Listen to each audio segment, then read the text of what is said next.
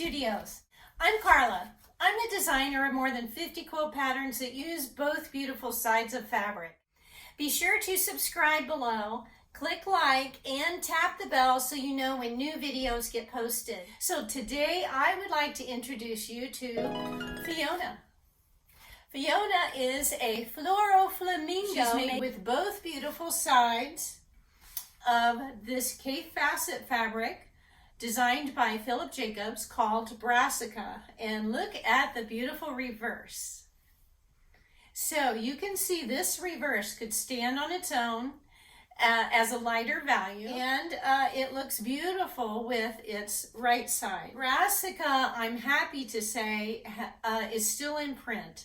They keep reprinting it, unlike so many of those Cape facet fabrics that just once they're gone, they're gone.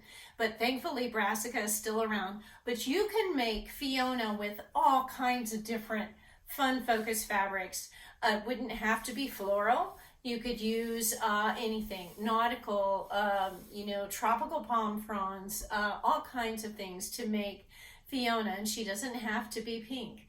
But of course this one is. She's made with fusible applique, so you'll get a full-size paper template. This unfolds quite large. And it's easy. She's just one of the fastest quilts to make because you will use a lightweight fusible web. So as you can see, Fiona's body is made with the right side of the fabric, as well as her binding. And the reverse is used for her legs and these palm fronts. For these patterns, it's important that you pick out your focus fabric first, and you'll do this by auditioning both sides of it. But it's also important that you audition both sides of your focus fabric with your background fabrics. So with this one, it's pretty easy to see that Fiona's right side can handle a lot of competition from her background fabrics. So that's pretty simple. Now let's look at the backgrounds.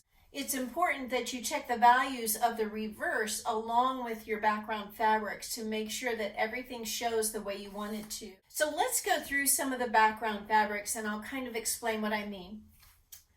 So with this one, we'll start here. It's a water, actually hand-painted water piece of fabric. I just happen to have a scrap left over.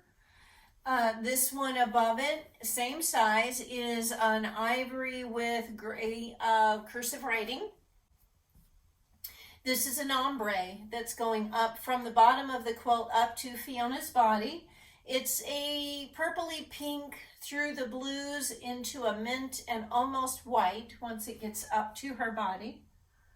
Over here is a water motif, but I reversed it because when it was the right side showing, it was a little too competitive for Fiona and it would draw my eye down to that corner. You'll learn all about how to audition your fabrics in your pattern.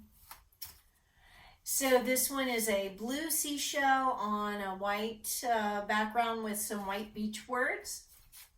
This is actually a very bold piece of fabric. It's some sparkly silver dots on deep pinks and reds and oranges, but it's also only used as a tiny accent strip.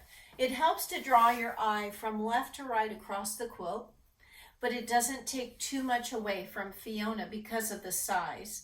So if you have a piece you really want to use in your quilt, but it's a little too bold, either reverse it, make it smaller, or do both and get that piece in there. This is a little bit darker ivory, also gray words, and I think it's got math equations even in it, but it's reversed, so you really can't tell what.